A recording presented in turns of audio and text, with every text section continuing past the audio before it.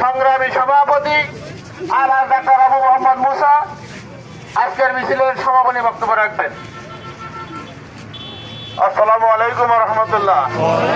সম্মানিত উপস্থিতি, আপনারা জানেন আগামী 12 ফেব্রুয়ারি প্রদেশ জাতীয় সংসদ নির্বাচন। এই সংসদ নির্বাচনে 11 দিনের মনোনয়ন প্রার্থী মাওলানা নুরুল আমিন ভাই বাংলাদেশ জামাত ইসলামের পক্ষ থেকে এই পীরগঞ্জ আসনে নির্বাচন করছেন।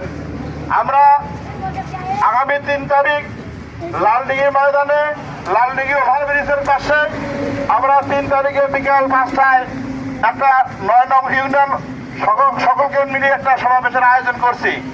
উক্ত সমাবেশে আপনারা সকলেই যোগদান করবেন ইনশাআল্লাহ।